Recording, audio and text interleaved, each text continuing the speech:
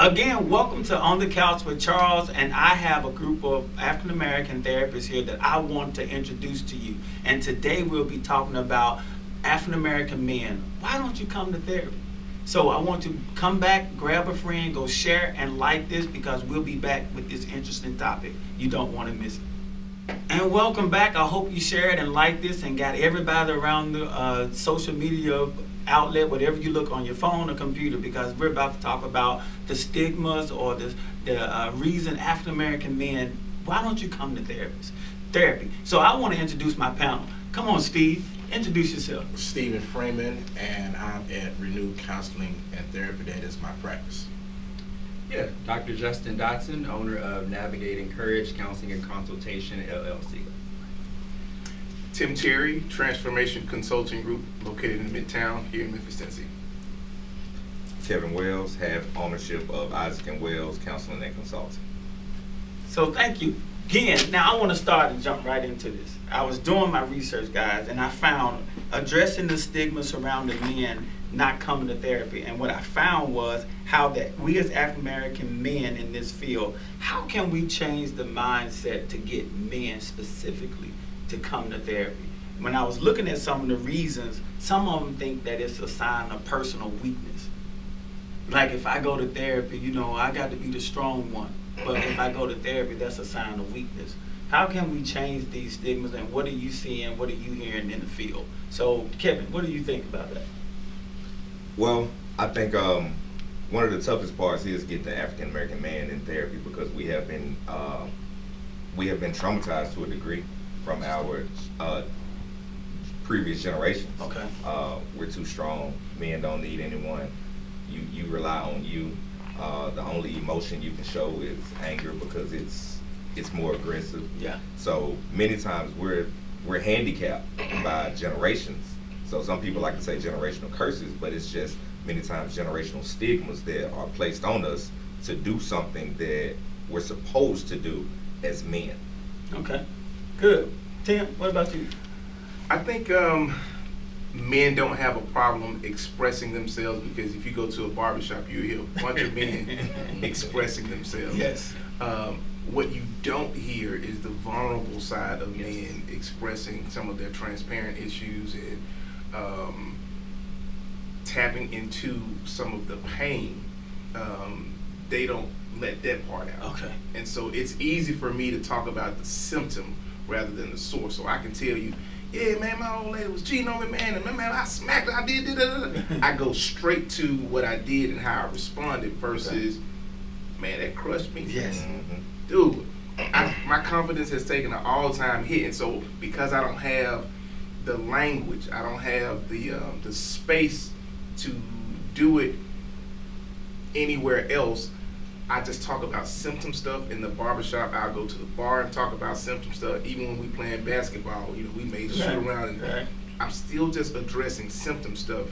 And until we get to a space where, like Kevin said, like we can divorce ourselves from, generational practices, we're gonna be stuck. Therapy provides you that space to, come in and, take that mask off. How can we get these guys to be vulnerable, to get, like Kevin mentioned, anger is, in Chip Dodd's book, and he talks about the emotions, anger is a lid that covers a lot of emotions. That's our go-to. We can easily go to anger, but like Tim said, climbing underneath the anger to see the hurt, to see the pain. How can we as African American men in our practice, Justin and Stephen, how can we get them to that next layer? Is that a challenge for you? How we get them to that next layer to move past the anger? Because you're all right. They'll come in and talk about anger, but then get them to be guys specifically be vulnerable to get to that next layer of the hurt and pain. I think that you have to create a space where you give them permission to be themselves, okay, and they give themselves permission to show up. Okay. And I think that it starts at childhood. We have to stop telling boys don't do that, because you're going to be weak, or man up, stop being a punk, don't cry. I think that's where it starts, because then you become 30 years old and you don't know how to maintain a healthy relationship, And your partner is like, oh, well, he doesn't talk to me. Well, that's because I've never been able to, because when I did, I was either hit or exiled by my uncles, or kids at school didn't know what to do with me. And so I think that that's where it honestly starts. And then as you become older, what I love about people like Charlemagne the God, who has one of the biggest radio shows in America, and he is really looking at mental health. I think that looking at people that they also recognize, so people may not know who I am, but they may know who he is. Okay. Right? So listen to those familiar spaces, tap into resources like Therapy for Men, therapyforblackmen.com or Therapy for Black Girls. Google, research, social media, go to the platforms that you're used to. And then even from the barbershop experience, you're talking about, they'll just talk about the symptom. I think part of how we do that is challenge that then. Social media or music, people will say, oh, it made me feel some type of way. Well, what does that mean?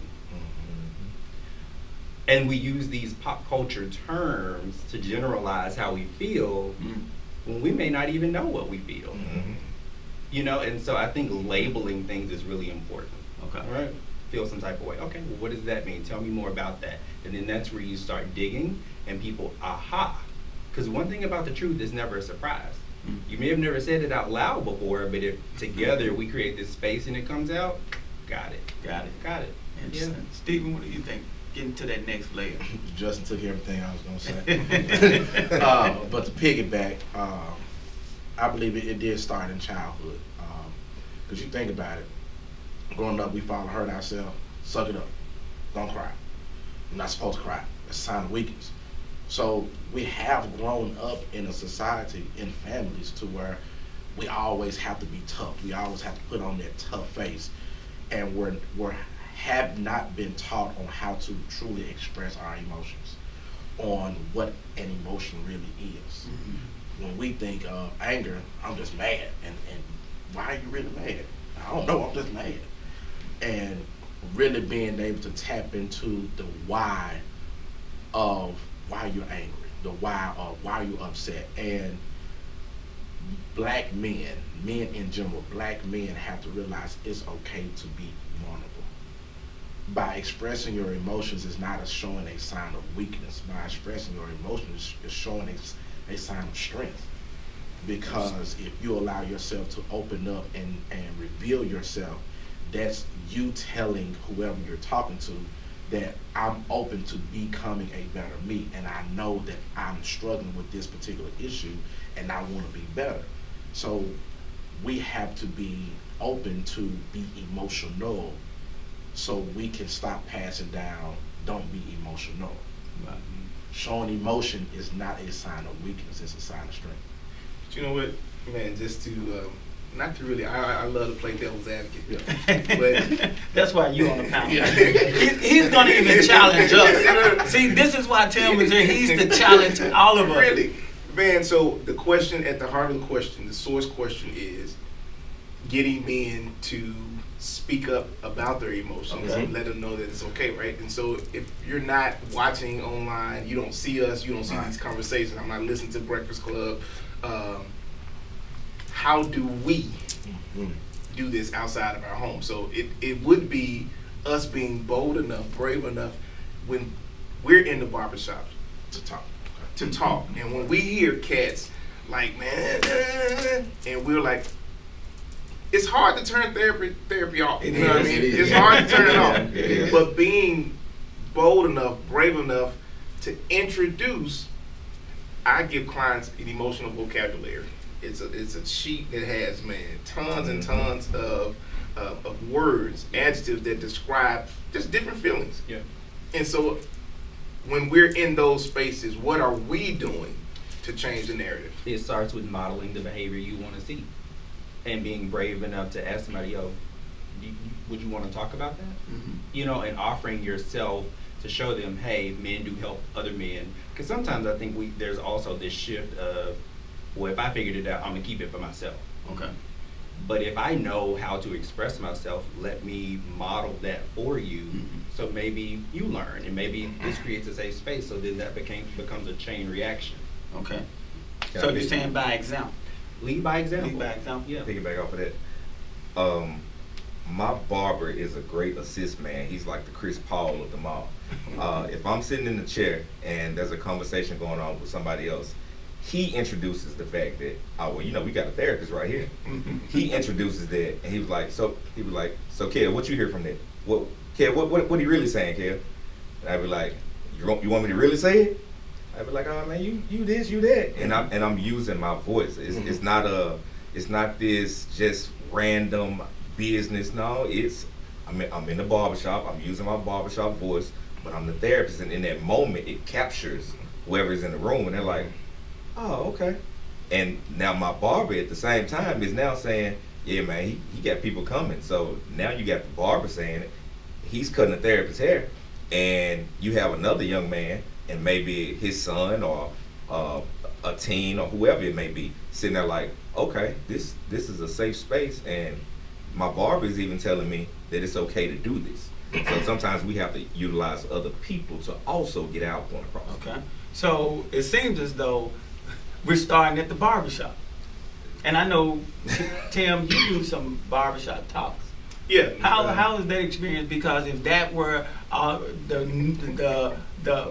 what's called all the space where the black men hang out is the barbershop. If that is a place, and I know you do barbershop talks, how is that going to create that atmosphere in barbershops? I know you specifically do that. Has been transformational with the group HIM, HIM, Helping Inspire Men.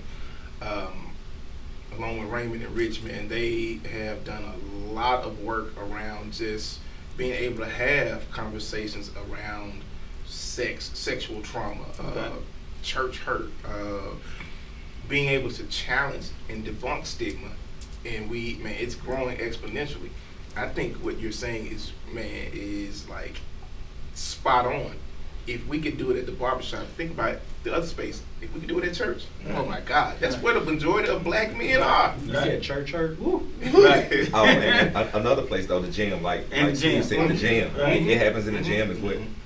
In life, because we're also talking about, you said that men just need to know that it's okay to be emotional.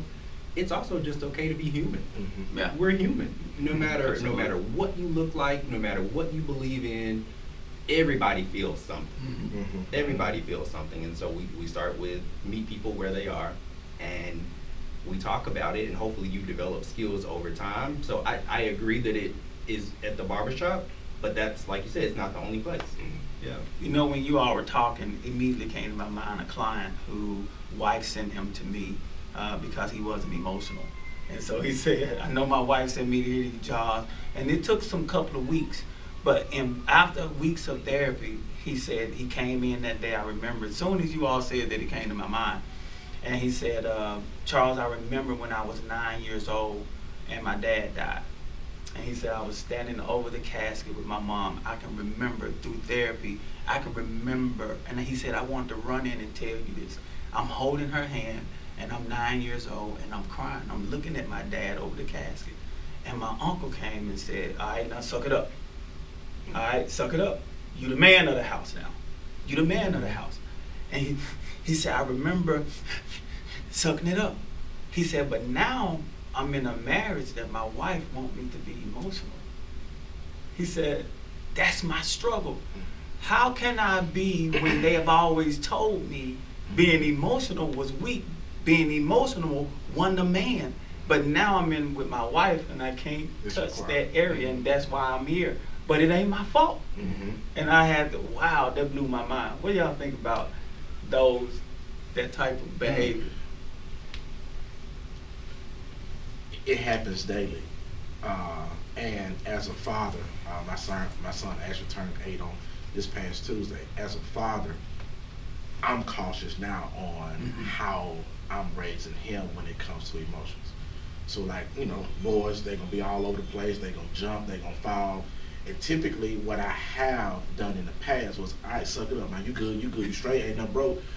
But being in this seat. Okay.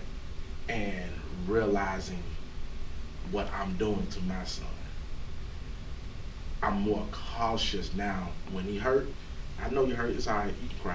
Mm-hmm. And I allow him to get that emotion out, because if he hit his head on the floor, it's gonna hurt. Right. And what am I doing to my son by telling him, "Now you can't cry, even though you in pain"? And he's going to continue to grow up. Every time I'm in pain, I can't cry. So when he gets in relationships or certain things happen, he's going to think, I can't cry. So if he's not getting out that emotion is going to transfer into something else. Anger. Anger. What do you think, Tim? You were busting out the scene. What did you say about Yeah. I know you I was was about like It's a dual perspective, well, at least another perspective, because like you say, we're taught as guys, like, hey, suck it up, don't cry, you're the man of the house. No, you're the 9-year-old of the house. You're not. Right. You're still a kid. Right. The other side of that is women who like hold you to that standard of like men always have to be strong because my daddy was strong. Right.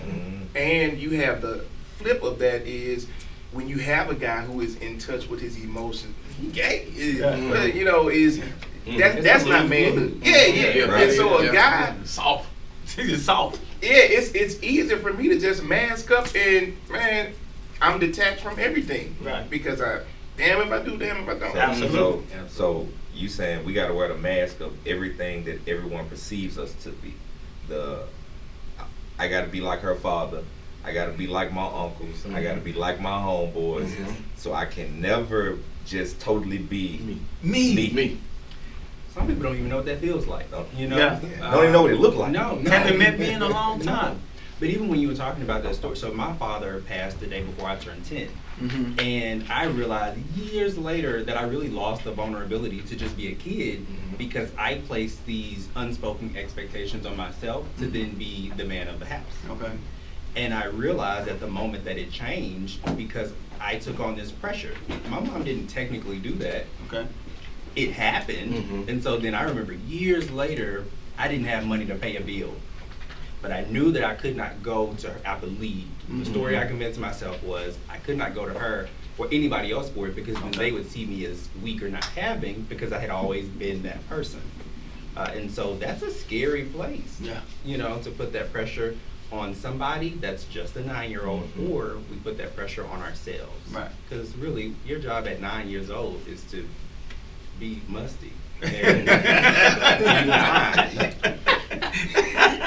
And what's so funny, to stay on that topic, in the school system, those are kids that we see a lot of times having the behavior issues with because their mindset is, why do I need education when I got to go work? Because I got to take care of this. I got to take care of that.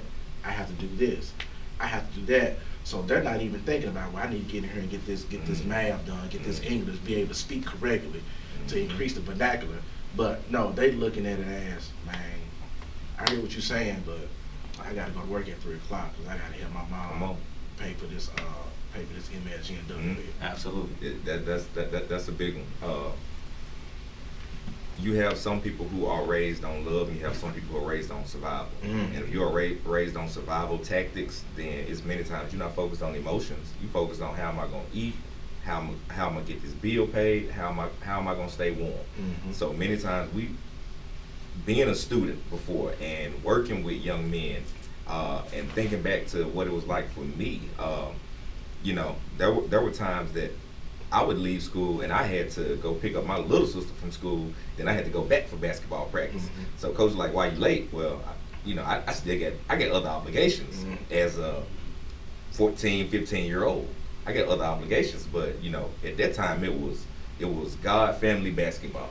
So it was, hey, you know, right now if your family's straight, you need to be here. So sometimes when you're raised a certain way, you're looked at to carry it a certain way. You got to say, okay, you know what? How can I focus on emotion? Or what you mean? Why am I hurting? Well, I'm hurting because, you know, I ain't got nothing to eat at night. Right. I'm hurting because, you know, my family going through this.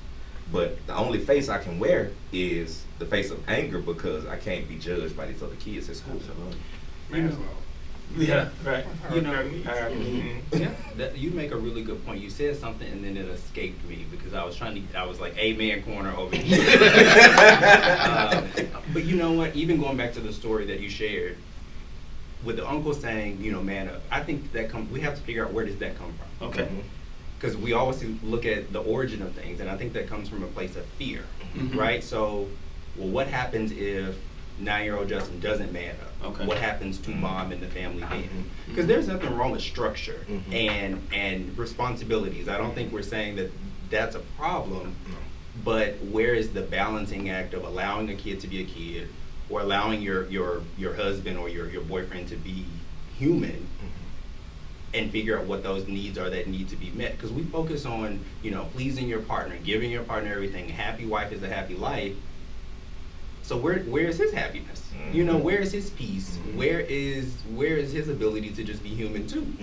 Right? And so then even we talk about anger a lot, but you have frustration, you have sadness, and I have, a lot of men say, well, I just feel stuck. I'm making the money, I'm doing this, but I feel stuck and I feel irritable about things. Aha. Okay, that's something. Then we figure out where the origin of that is, and then you track back patterns of behavior, and then you figure it out. I got one more question. I know we're gonna have to do this again. Y'all want us to do it again? I know you do, because there are a lot of questions that I know you have and I want to. But in lieu of all the racial killings, I want to make sure, especially when it comes to African American men, in lieu of the racial killings, hearing the incidents of George Floyd, Ahmaud Arbery, racism and police brutality, black men feel the effect of this secondary trauma. I don't know how, when you watch those televisions and when you watch those stories and you hear those stories, how big of a role do African American men, when you see this even acted out on television or may have experienced it right here in our own city, are you seeing clients, or what are your thoughts on how seeing this and witness these has affected black men?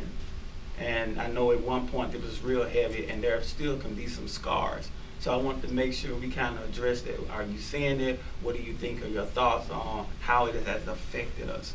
But I think you said it with the secondary trauma, because we already, in a sense, are born with a sense of trauma when we really think about the makeup of us. Okay. With slavery. And we were not around when slavery existed. But when we do our research, we're told stories. It's like, wow, that's a traumatic experience. And that's still within us. But now we're in an age to where we're seeing this happen day to day with men that look like us. And for me to be a black man in the society now, I'm very guarded. Okay. I'm guarded wherever I go, because you don't know if today gonna be the day that I can beat a George Floyd. And it's sad, but that's the nature of the beast. And it's me making sure that I'm keeping my mental and everything intact, because I have to be there for my two, right? So looking at the world, I give them the real world, and I don't hide it from them, because if I hide it from them, they're going to grow up in a world not knowing what it really is. And I'm showing them now this is what it really is, and this is what you have to deal with being a black man in America. Wow. Anybody else? Yeah. What y'all think? I would. Ooh, how much time do I have? So okay, disclaimer. I was one of those black guys that didn't think it could happen to me. So I grew up here in Memphis, and for a long time, I thought white was being better. So I wanted to be white, because I thought white people had bigger houses and more money and all these things. That was the perception that I had. So I wrote about it in my book, The Courage of a Single Freckle, Navigating Your Black, where I talk about my stories. And so it was Trayvon Martin. So I was going to Lipscomb, which was a private school in Nashville, paying a lot of loans for graduate school, and graduated as the first African-American male to get a master's degree from that school. Wow. Got back to Memphis, and I'm thinking, oh, I'm on a high. Got racially profiled. Before then, Trayvon Martin, the more it happened, the closer it got home, and the more I realized, oh, this is really what your skin color means to some people. So I think that as black men, we have to understand how we show up and how other people perceive us to be as well. I think that that's important. And I think it's also important when we talk about this secondary trauma, vicarious traumatization. I don't know if it's such a good idea to consume the images that are out there, because that really does put us in a bad place. I think awareness is important. But if I overly consume myself with traumatic things, that's going to lead me to be in a space that's not going to be healthy. So then every time I see a policeman, I'm triggered and I have a visceral response that is not going to end well for me. So I think that Black men, we have to be assertive and stand up for ourselves, but also be mindful. Be mindful. Okay. I think that space that you're alluding to, unhealthy, is Black men being numb to the trauma. And it's like we are overloaded with the visuals of it. But I mean, we see it, but we've been knowing about it, and some of us have experienced it, more often than not. And so, we can easily, because we're numb, we're detached. It's just, oh, somebody else got shot. I grew up hearing gunshots. I mean, so traumatic things happening like that to me, I'm numb to it. And so I think one of the beautiful things about therapy, it helps you get in touch with your feelings, your emotions, and you're able or allowed to talk about like your discomfort with constantly feeling like you have to have your head on a swivel all the time. But I will say, because some men have become numb to the trauma of police brutality and killings, even between ourselves, Black and white crime, we have to, as Black men, I think one of the things that we can do when we're in these spaces is to say it. I know you gonna say it.